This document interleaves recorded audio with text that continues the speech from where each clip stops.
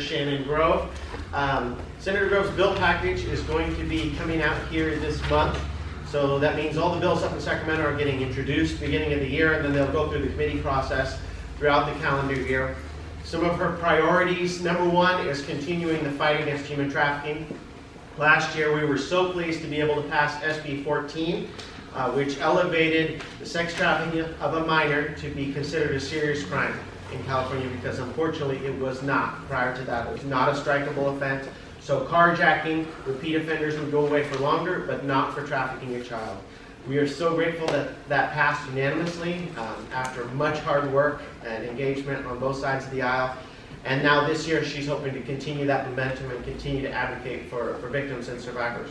We're also looking hard at the insurance crisis that's going on in California. Senator Grove has taken the insurance commissioner to task, explaining that this is a government-induced market failure that's causing people to either get non-renewals or be forced onto the California Fair Plan, which is kind of a disaster. We're working with constituents, with brokers and agents to try to get a hold of the Fair Plan to get people policies or renewals or get their plans adjusted. It's really tough for people right now.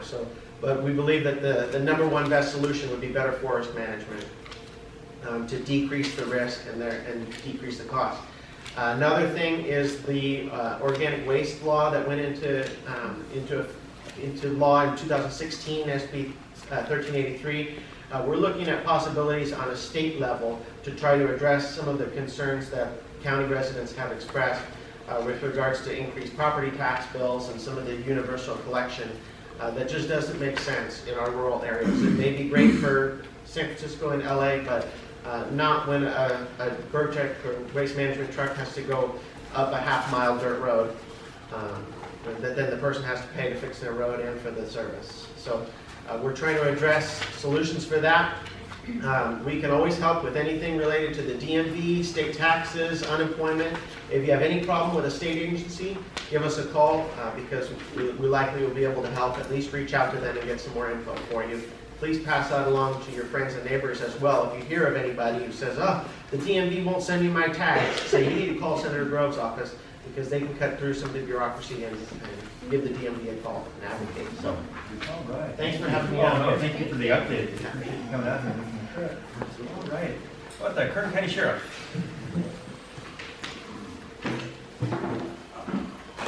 Senior Deputy Pollock, I'm filling in for Sergeant Jones. He'll be the new administrative sergeant for this area, so he's ill today, so I'm filling in. No, great.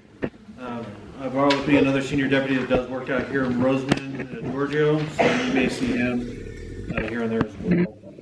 I kind of got a mixed bag of stats here that I'd like to share. Month of December, 482 calls for service, which I understand is 2% less than last year and makes up less than 4% of our entire department's calls for service. So kind of good, a little bit less. And let's see.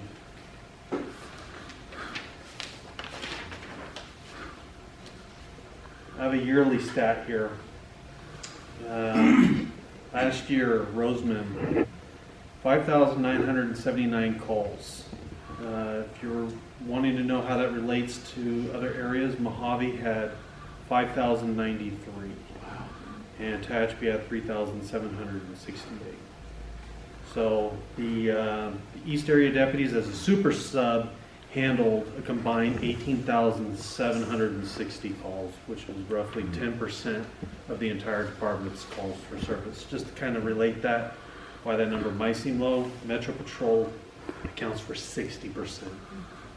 So the only other like area that pulls those numbers is going to be Lamont and Taft. So. Did we have a shooting? People passing that around that blind curve? We thought we were going to die out there on 395. There's Oh, a lot of high holy. speed, and that's what they're dealing with when they're on traffic stops too, or standing by with disabled motorists or collisions. It's insane. Go over some statewide information and then also information for our area. So statewide, I don't think I shared this last month, but our freeway shootings, talking about shootings, They're down 25%. This is for the entire state of California. There had been a pretty big spike on that over the years, and for 2023, the numbers came down 25%. So that was good news. Fatal collisions, again, this is statewide. For 2022, we had just over 4,000.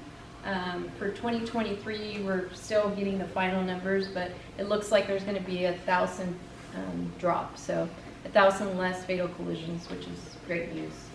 DUI continues to be high statewide. A lot of those collisions are DUI related. One interesting fact, this goes to proactive enforcement. You'll start seeing this, but our department is going to be rolling out some patrol vehicles that have the subdued graphics on them. So it's not going to be like the black and whites where you could see the CHP from a distance. And there's only going to be a couple of different areas, so you'll start seeing them statewide. And they'll either be black, or all white. And this is, again, to tackle aggressive driving. So you could be driving down the freeway and not realize that there's a patrol vehicle coming up or you're pulling up to one. So that's one of the ways we're trying to really focus on that aggressive driving statewide.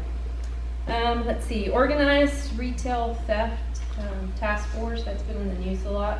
From 2019 to 2023, as a state, we've had just over 1,500 arrests and 400,000 items valued over $32.7 million recovered, again, statewide. As a department, we're still down 900 bodies. I think the sheriffs are actually doing a little better right now than we are. But we're continuing to push our recruitment. We currently have 3 academy classes running. We've been doing that for the last year or so, and that's the first time in our history that we've done that, where we've had 3 consecutive classes running at the same time at our academy. I know we have a graduation coming up in a few weeks, so new officers will graduate and they'll go out to different areas. We're not getting anybody here in Mojave. I know we have a few transfers in, so that means officers from other areas are trying to come to our office. So that's actually good news for us. So we'll see how that goes. But area-wide statistics, we've had since January 4 fatal collisions, unfortunately. 3 of them more than likely are DUI or drugs, and 2 of them not wearing seatbelts. So that continues to be the trend.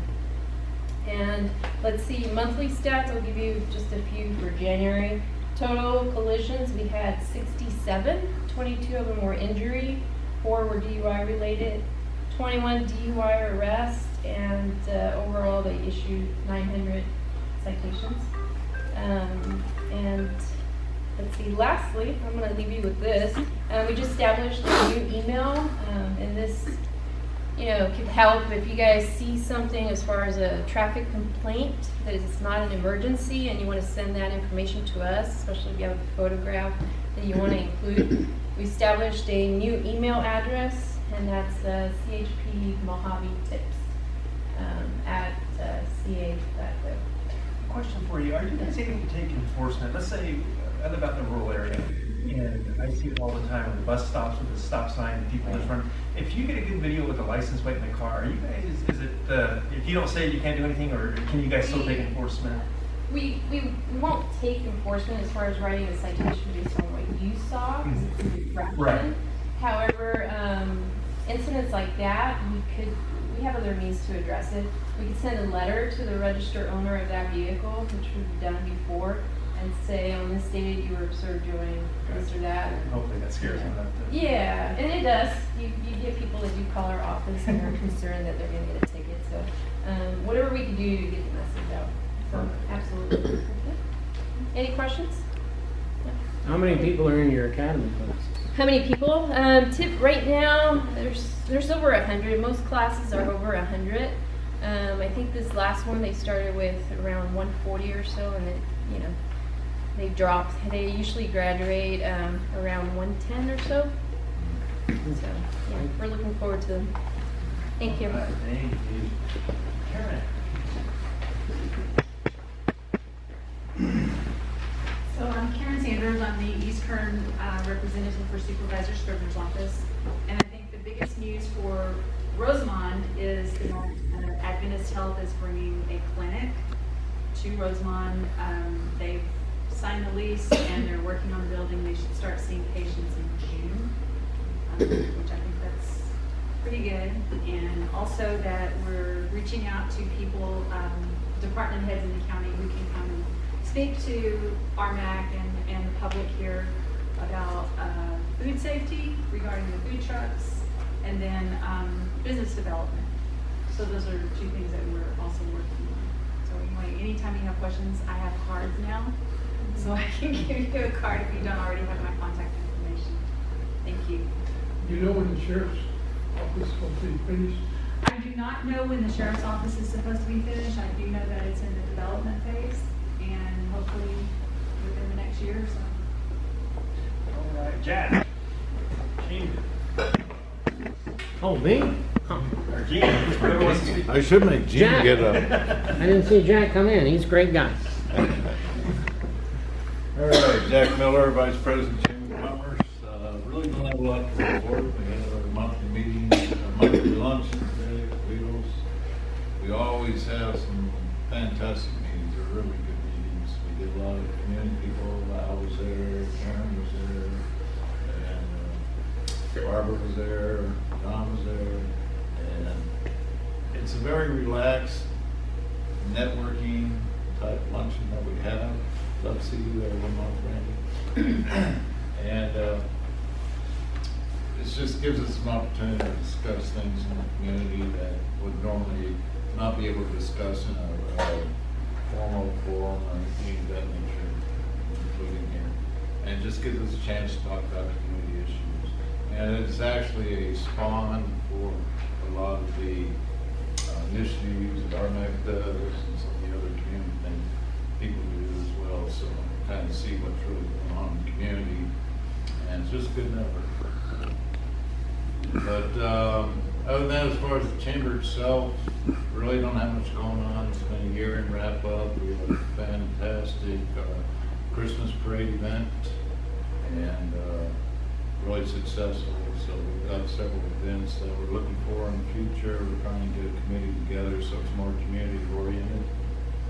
And we think that's a really important part of having events in the community is make sure it's community oriented so everybody has a little ownership. Other than that, I think I didn't have any questions. Thank you. Al, anything with the water district? Well, they addressed buildings that's got boarding. The windows broke on the door, and do something like that. They had a blood drive, they're having another one. And the county wants the water district to take over the pool, but I don't think they're gonna do it. And the water district owns a couple pieces of property, but they're designed for parks. They have to be parks, and our general manager's trying to sell it to the county. That's about it. If the county was to buy them, they would get a real good deal on some water. Well, you know, water district has to run the park and the park. All right. The Antelope Valley Citizens for Responsible Water. I'm Randy Scott. From a precipitation standpoint, we're a little bit lower than the 30-year average, if you will, but much higher than a number of years, except for the last few wet years. But predictions are that we're going to probably get quite a bit more rain, so that will probably go up. But we're doing well as far as the reservoirs are concerned. The overall average relative to their historic average is about 117%. Some of them are higher than that, some are a little bit lower. The one that we get most of our water, at least that comes through the aqueduct and everything like that, the St. Louis reservoir is at 83% of its historical average. A number of the reservoirs further north are 130, 140%, and so on, are their historical average. So doing pretty good as far as water goes, as far as the reservoirs. The other form of reservoir being the snowpack. Snowpack at the moment, a number of the storms you may have read about that we had early in the water year started 1 October, Didn't put a lot of snow in California, in northern and central California. Right now, we're about 77% of normal for this date. But the last few storms have put a pretty good amount of snow, and I think the future ones are expected to also. And that's, of course, another form of being a reservoir up there for us. In the local area, basically the Lamont Antelope Valley Aqueduct area, aquifer area, we're actually a little bit above the historical average as far as rainfall goes. As far as temperature goes, they look at that, we're slightly lower than the average. The rainfall is about 132% of average so far this year, again, this water year, if you will. As far as predictions, you've probably been seeing on the news and so on, they're predicting a fairly decent storm.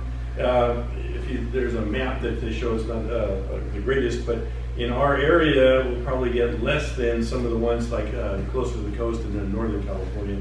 They're predicting for about the next week, somewhere around about 1 to 1.5 inches of rainfall in our general area here. If you go further south along the coast or further north, there's quite a bit more that they're predicting, several more inches.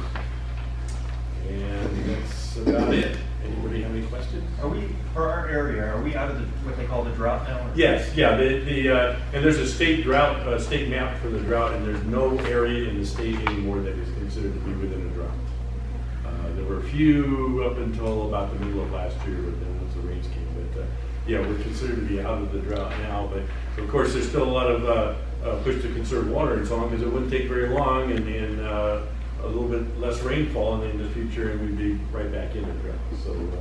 So still people wanting to conserve and so on, but all the rules about conservation are really limited, so there's no requirements for any of that. Thank you. The water district is still pushing that. Yeah. Like I say, everybody is still pushing. You ought to conserve water. Don't go wasting it, because it could put us in another drought. Turn it over to Barbara.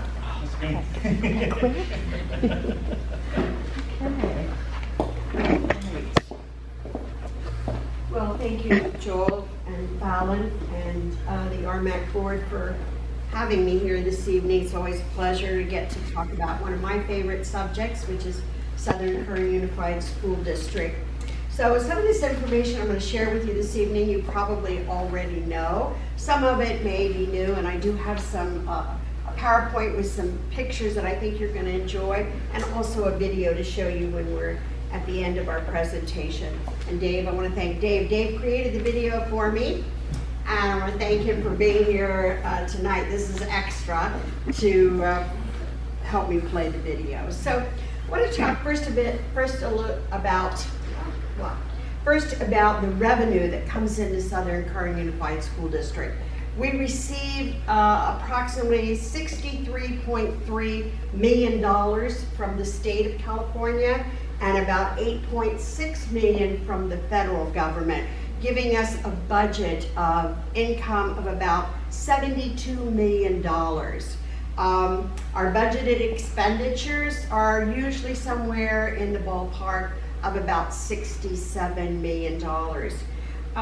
Previously, some of you have been with the district or lived in Roseman long enough to know that in 2018-19, Southern Kern Unified School District hit a major financial crisis. They ended up laying off several people, and they had to cut the budget nearly a couple of $1 million. Even with doing that, they had to borrow $5 million from Kern County Superintendent of Schools. This was the third time in the history of Southern Kern Unified School District that Kern County bailed Southern Kern out. I came on board June of 2019. I was hired in April, but I actually started June of 2019 with a debt of $5 million. And a lot of positions where I had no one. At the time, prior to me coming on board as a superintendent, 93% of the budget of Southern Kern was going out in salaries and benefits. So they were way overhired in positions for a district this size. So currently the budget is, our salary and benefits is at 76%. I can afford for it to go up a little more, but I also don't want it to go up too high, because as I get older and think of maybe one day saying goodbye and retiring, I want to make sure that I leave the next person who comes to Southern Kern in a whole lot better position than what I inherited. So currently, I'm proud to say that we have a 37% reserve in Southern Kern Unified School District. So I don't know where that'll be at the end of the year, because I'm in negotiations right now. So I'm sure that's going to decrease significantly. So we have 6 schools in Southern Kern, 2 elementaries, a middle school, a continuation high school, an independent study school, and Roseman High Early College campus. As of today, my enrollment is 3,667 students. West Park Elementary has 1,007 students in it. So we need to make sure that, and I will talk about a new project coming to West Park. Just bought 20 acres. I'm in escrow currently with 20 acres on Roseman Boulevard. So we're very, very excited about that. Thinking futuristic for possibly another elementary school.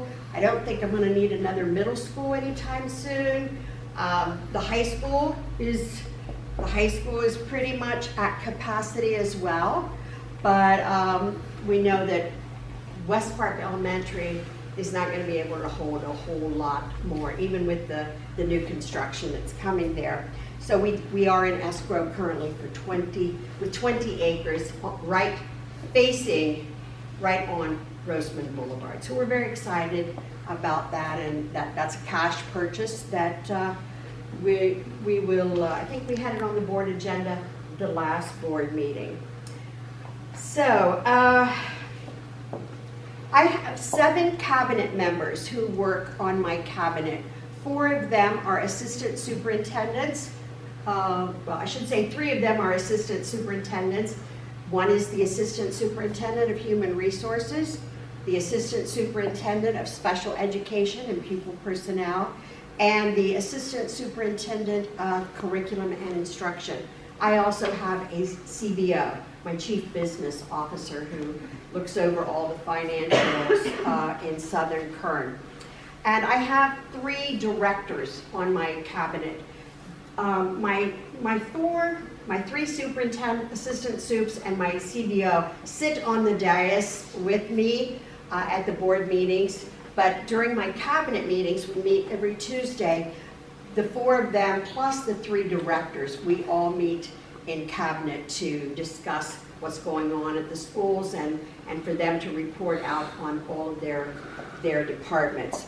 Our student population primarily is 61% Hispanic, 20% white, and about 10%, a little less, African American. And then we have Filipino, Asian, and a mix making up the rest of the population. 6.61% of our students are foster students.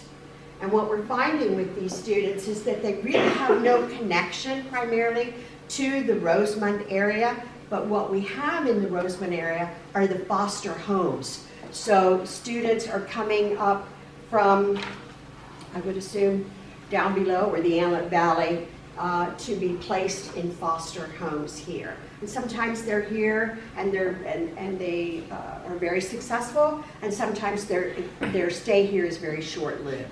We see a lot of transients with our foster kids.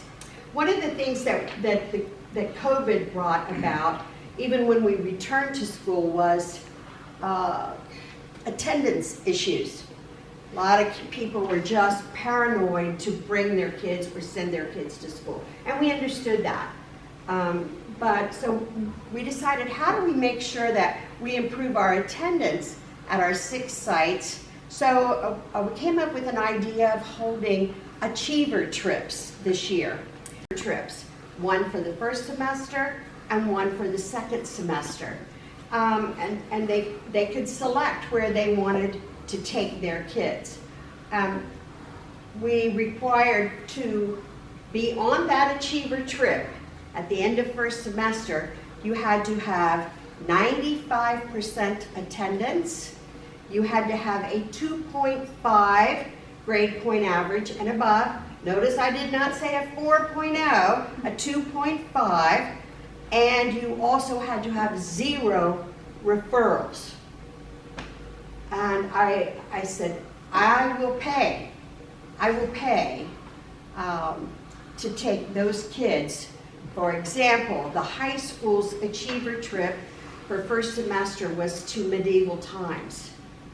Roseman High had 338 kids qualify first semester for their achiever trip. So we were really, really very, very excited about that. Tropico went to, they were supposed to go to the Ronald Reagan. They couldn't get enough tickets to the Ronald Reagan for their trip, so I believe they went to the Science Center. We pay for the transportation, we pay for the tickets, we make sure the kids have snacks, etc. Tropico's second semester will be to medieval times, and Roseman High's will be to the Museum of Tolerance. So we're trying to get the kids out and also make it fun, but also an enjoyable and some educational trip, one of the two at least, an educational trip. So we've had a lot of kids talking after they came back from the achiever trips. Now they've been there, they've done it, and they know it's real. So we're seeing more kids really challenged to have that GPA, be in school. So this is one of the things that, that we're doing at all 6 schools, not just those 2 that I mentioned, to encourage and to improve our attendance. Once a month, I give attendance awards at the board meeting.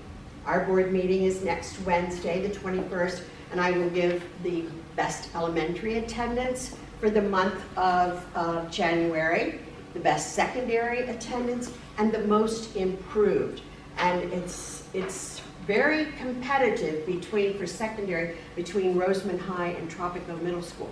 Most of the time, I have to say, Roseman High is the winner. Believe it or not, those little middle school kids sometimes it's difficult to get them to show up to school as much as we'd like them to. But I was very excited to see that for the month of January, and I'm saying this, which everybody's going to see hopefully not before next Wednesday. Tropico Middle School for the month of January beat Roseman High. So you just never know. We do the calculations every single month. We have 3 construction projects going on, and I'm sure if you've been driving around our campuses, you can see. At Roseman High, we have the new cafeteria that's going in. If you know where the football field is at Roseman High, it's to the east. You might want to, let's show this. Here we go. This is a rendering, but this is the gym. There's the new cafeteria, the football field, the baseball, the JV field. And go ahead and show. This is a picture of what the cafeteria is going to look like when it's finished. I don't know if everybody can see it either way. This is the inside of where the students will eat. There is also, what I love is these doors, they what do you call that?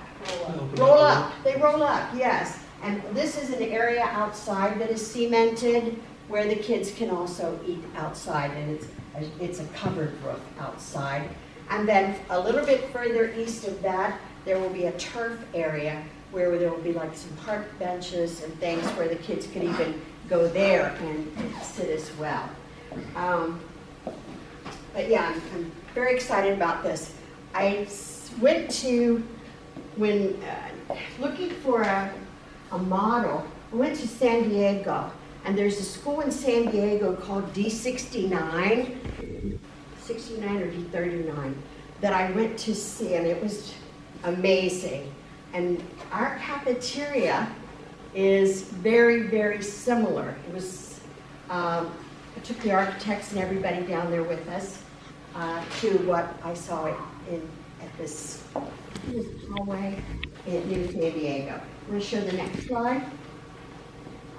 Well, here it is. It's a work in progress, but you can see that it's going up, and so excited. I mean, ooh, I'm so excited. I get giddy when I see stuff like that. You know, it's like the rain slowed me down for a few days, but we're back at it again. So if ever there is a needed facility in Southern Kern, if you know anything at all about Southern Kern, did any of you go to school in Rosamond?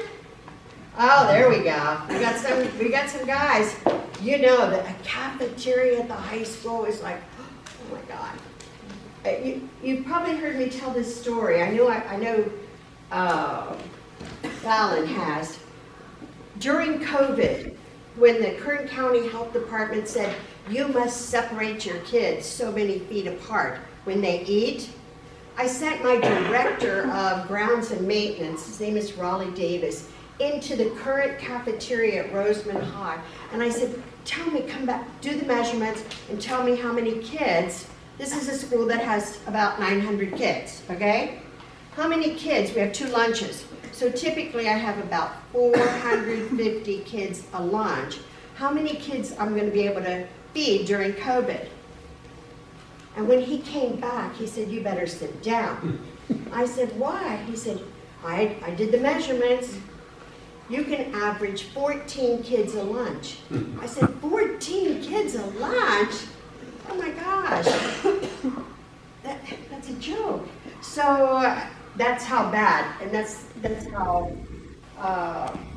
this is going to be so appreciated by the kids, I'm sure. You want to show the next slide? And there's a picture from, what do you call those things up there? The drones, yes. They do the work. Here it is again. This is a real picture, yeah. And all of this areas here are going to have all new, like cement, and it's really going to look nice. Very excited. So the cost of this cafeteria is about $13 million. So when it's all said and done. Did you show the picture of inside? Can you go back a second? This should be inside where the kids get their food. Maybe further down. Further down? Maybe further in the presentation. Okay, all right. Yeah, that's, okay. I don't know why it's not on there, but anyway, the cafeteria, I mean, where the kids actually get their food, there's 2 different areas the kids can get their food from, and there's doors in the kitchen. For example, if each one of those wall panels was a door where the cafeteria, the cooks on the other side are preparing the food, they don't have to bring the food out to put it on the, like, it's kind of like a buffet style.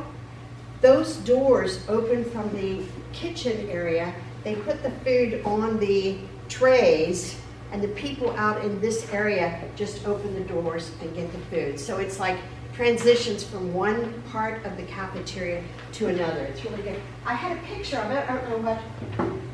Okay. Maybe further down there. Okay. I don't. Yeah. Anyway, that's something else. So this cafeteria is next year. Hopefully, this will be done, and this is a cost of about 13. But I'm sure when it's all said and done, we'll run across something under the ground that's we least expected or nobody thought was there, and it probably will go up a little bit. Hopefully, not too much. So you want to move on to, this is Tropico Middle School. This is the 7 new buildings, and they are standing as we speak. And this is the new track that's going in at Tropico Middle School.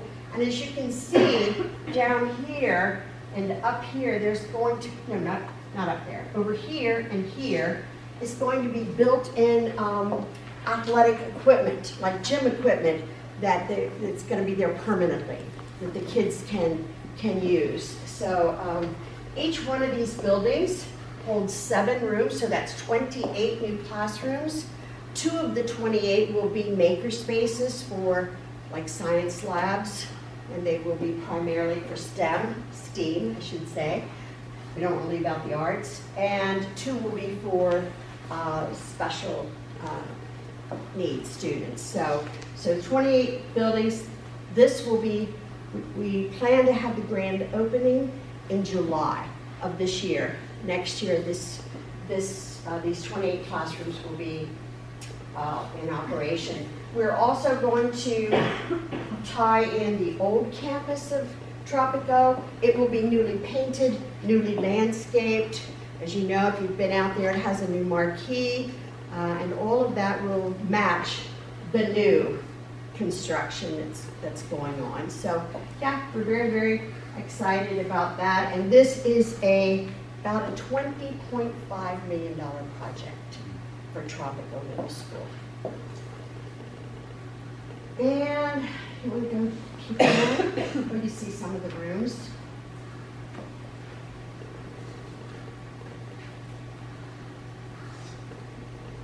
And you've heard me mention that we are,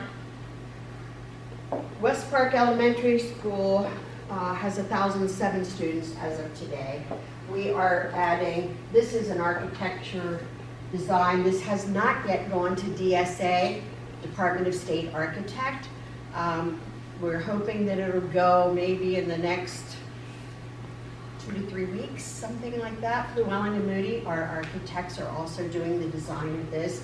It will have, 1, 2, 3, 4, 5 new buildings, 10 new classrooms, because each building will have 2 classrooms, and then in the middle will be a courtyard. It'll have additional parking at West Park. And so to help us accommodate for the growth that we're seeing at that school. So yeah, that hopefully would be done maybe toward the end of 2025, depending how fast we can get it out of DSA. So and that is a $11 million project for West Park Elementary School. Any questions on the construction projects at all? No? Okay. But you didn't add how cool it was to see the buildings coming down at Tropico. I went out there just because I wanted to see, but they just bring them in on a crane and just like slide them in like Tetris. It was the coolest thing ever. Yeah, and of course the cafeteria is a stick built. If those of you, Mr. Melcher, who knows construction, there's nothing portable about that. It's actually, coming up from the ground up. So, okay, I want to talk a little bit about Rosemont High Early College Campus.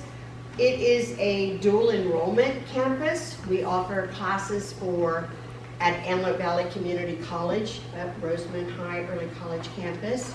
We also have 12 career technical education pathways, and one of them that we're very, very proud of is our Cadet Corps.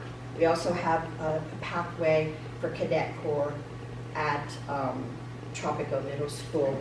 Coincidentally, Mr. Wallace, I'll give a shout out to his son, Captain Charles Wallace, was named Tuesday as Southern Kern Unified School District's Teacher of the Year this year. And we're very, very excited that he was selected. He does so much. I would keep you till midnight if I started talking everything Captain Wallace does with those kids. And Baseball coach too. huh? He's baseball coach too. Baseball coach too. Thank you, Dad. I appreciate that. Yes. They won their game Tuesday too. Good. And but he is our Teacher of the Year that we will be sending on to Kern County Superintendent of Schools, so he can compete at that level. We'll be recognizing him sometime probably in March at one of our board meetings. Last year they won league. Yes. He and I talk baseball all the time. He knows I have a grandson who plays. But anyway, we have these 12 CTE pathways, and you're going to see some of the pathways because Dave did a great job of capturing some of the pathways in our little video that we're going to show you in a while. But I attended a dinner a couple weeks ago, and they were talking about the people who were speaking from the Antelope Valley were talking about how they're trying their best to build these CTE pathways in the schools. And it was hard for me just to really sit there quietly because we have 12. You know, and it's hard to say, okay, we have 12. I don't want to be like, okay, little, you know, somebody think we're bragging up here or something, but we truly have 12 amazing CTE pathways. And every time WASC accreditation comes to Roseman High, one of the things they always talk about first is my welding pathway, or my construction trades pathway, or the medical pathway, or the cadet corps. They see these things and it's just like, they're just in awe. And we are very proud of the fact that we offer these, plus the college classes for our high school. Our students from freshman year on can enroll in the college classes. I have 11 school administrators. I have a principal and 2 APs at Tropico Middle School, a principal and 2 APs at the high school, a principal and an AP at Roseman Elementary, West Park a principal and an AP, and I have only one principal who takes care of both Rare Earth Continuation School and Abraham Lincoln Independent Study School. So I have 2 mental health therapists, 1 social emotional learning specialist, and 5.5 school psychologists to really address the mental health issues of our kids. And I can tell you that it sounds like I just mentioned 8 people, 8.5 people, and you would think, well, that's how much mental health is there? I'm telling you, post-COVID, those girls and gentlemen are very busy. Very busy. Because there's just that much need from the kids. We did we did well at some of our schools and our state test scores. West Park Elementary, for the most part, scored higher than Kern County. Roseman Elementary, we've still got a little ways to go. We had some grades that did well. Math, we seem to do better this past year in math than we had the year before. As we monitor the data in our assessments for math, I can tell you that I have some rock star teachers.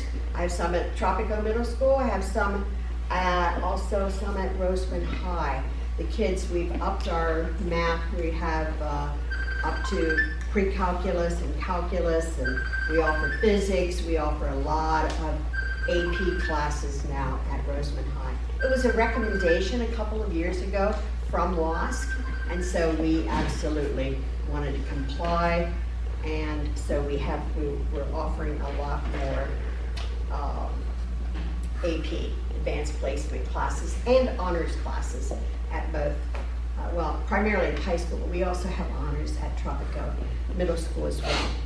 A couple years ago, my CBO and I wrote a grant. We took a shot. It was a community school grant, and we figured if we don't get it, they'll tell us how we can improve the grant, and we'll try again. Fortunately, we got the grant for $7.2 million. We created a parent community center on the campus of Roseman High. We hired an amazing grant coordinator here, this lady right here, and we're hoping in the next couple of weeks to hire someone who will be in the parent community center every day, so to free up some of her time to do all the community things that she needs to do as part of that $7.2 million grant. It's a 5-year grant, and she's done some pretty incredible things so far. but we know we can do a lot more for this community, and especially our students in this community. So we have a lot of plans. Fallon will be a busy girl here once we can put somebody in that parent center to free up some of her time. We always, as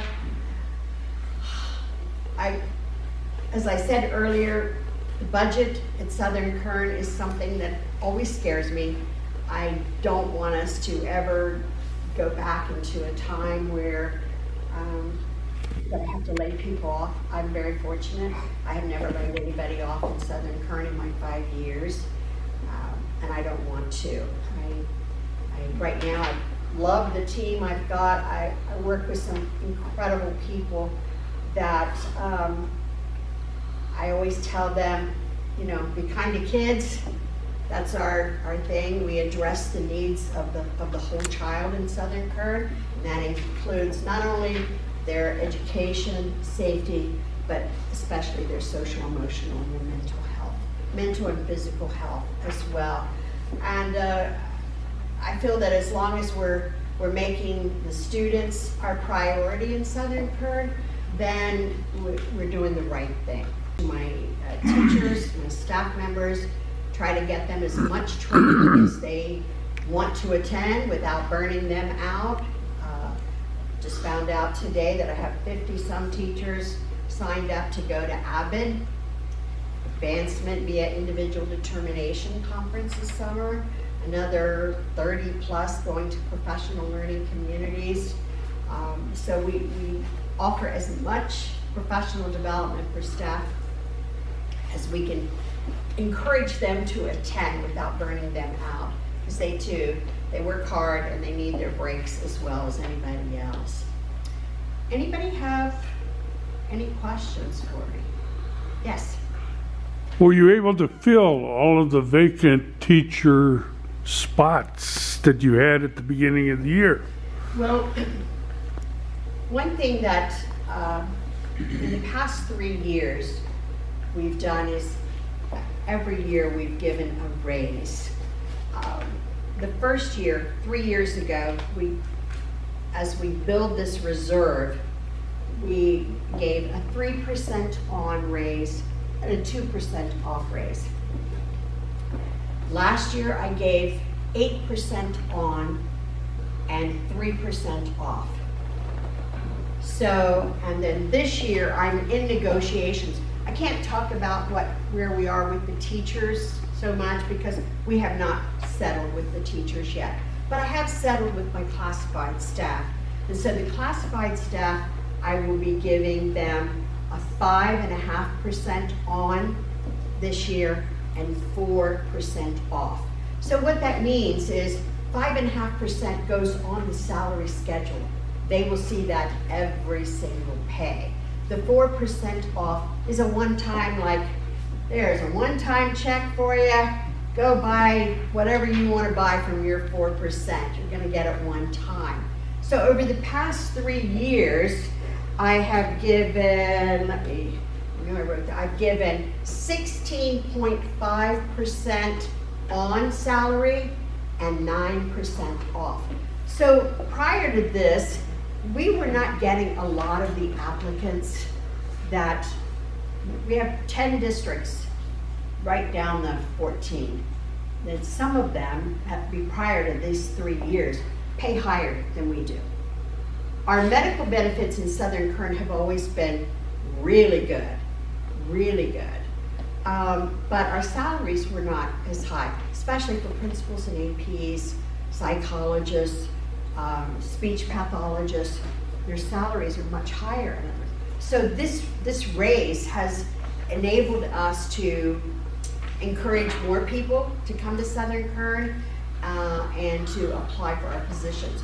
We just checked where we are in that continuum of school districts, including Muroc, Mojave, Tehachapi, Ridgecrest, and all the ones down below. And we're in really, really pretty good shape. We're probably a little bit above the halfway mark. And benefits-wise, I think the high school district might be higher. And I think we're like neck and neck with Palmdale School District for benefits. So this has helped us to answer your question, John.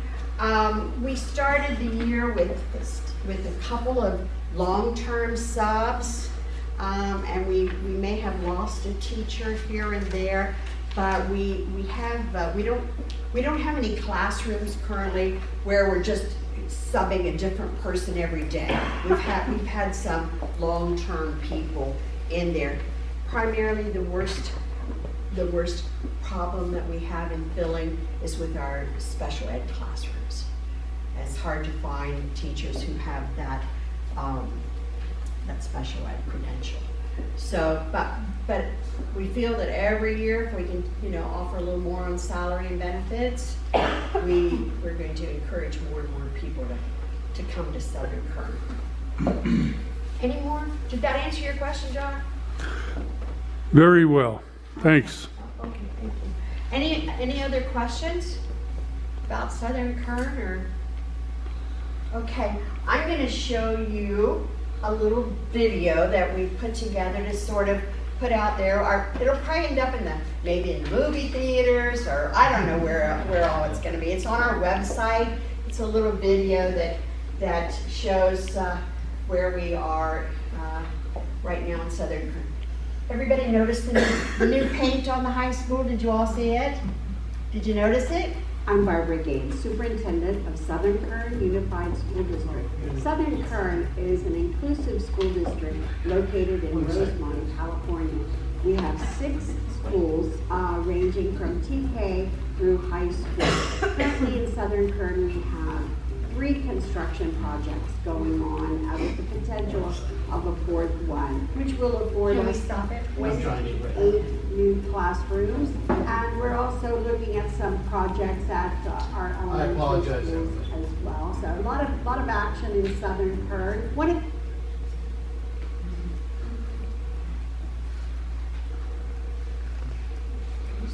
I'm Rmac Gaines, Superintendent of Southern Kern Unified School District. Southern Kern is an inclusive school district located in Rosemont, California. We have 6 schools ranging from TK through high school. Currently in Southern Kern we have 3 construction projects going on with the potential of a 4th one, which will afford us 28 new classrooms. And we're also looking at some projects at our elementary schools as well. So a lot of action in Southern Kern. One of the things that I absolutely love talking about is our CTE programs. My name is Mark Riley. I have been teaching auto and welding for over 9 years now. These careers lead on to auto placement for dealerships, independent auto repair facilities. Welding leads on to Northrop, pretty much any structural welding in any industry. This school actually has 12 different industry sectors that the kids can learn and go into. Young students get ready for the workforce in whatever career they choose. And we also have very strong Paxton Patterson Lab. My name is Shauna Tenich. I have been teaching the Paxton Patterson program for 2 years now. The Paxton Patterson STEM Lab leads to a variety of careers.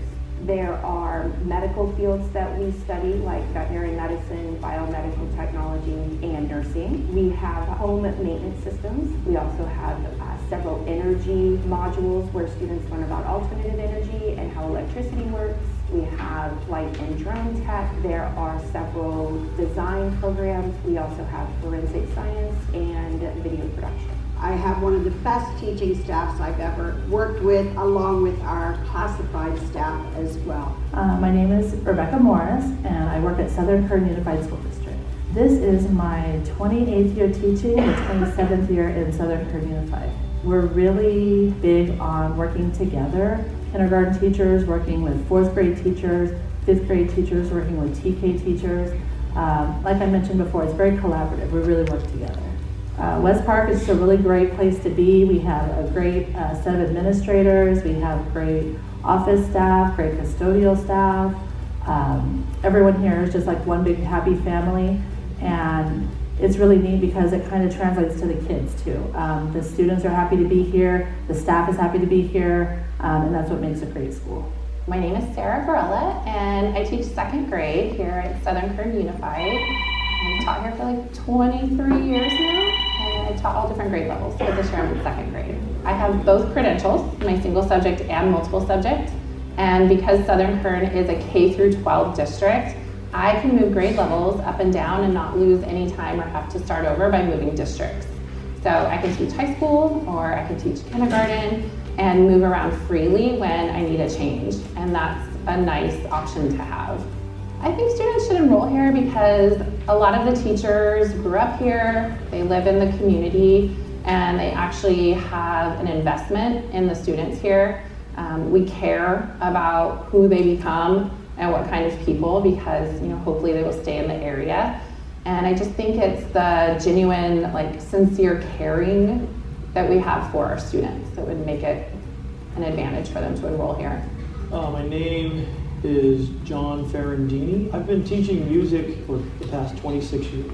Music is a language. They're learning to interpret that language, to then perform that interpreted language with their instrument, and that crosses over to many different career fields. It's just a lot of fun. We're very pleased with the fact that Rosamond High Early College campus has our dual enrollment program with Antelope Valley Community College. We offer classes right here on our campus. Not only do they get free tuition, Southern Kern Unified School District pays for all of their textbooks to encourage them to take college classes while completing their A to G requirements in high school.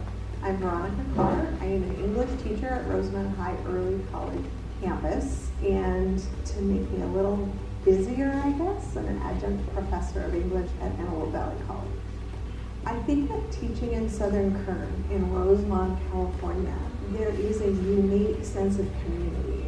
Over my tenure in this district, I have had families, I've had siblings, gotten to know uncles and aunts and grandparents. We have a phenomenal cadet corps program. We have over 100 students at Rosamond High who participate in cadet corps.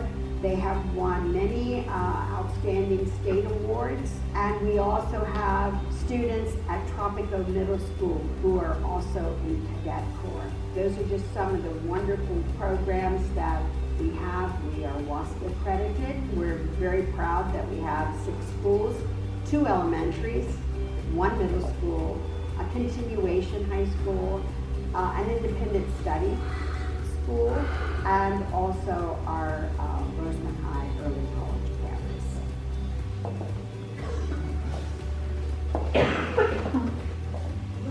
Okay. Any last call for questions? Very informative, thank you. Thank you for having me. Carlo, hey, look, what that? Anything with the Simmons and Mikey's office? Well, apologies for being late. Good job. Thank you. The legislature is back. They're working away at different stuff. The agendas and the bills that they have in particular aren't clear yet. The Assemblyman has several that he's proposing, but basically the big news is the budget. And as Assemblyman is finalizing his packet, he's agreed to partner with Supervisor Cook over at San Bernardino County. He's done this before with other local officials, so he's going to continue it this year. And the budget is the big news. It came out a couple of weeks ago that we were way back. I think it's $68 billion deficit. Of course, the whole budget is like $300 billion, so it's an interesting number. So that's about all I can say. Now he's got this pulse, his finger on the pulse up there. Do we think we're going to make any leeway on Prop 47 and some of those other?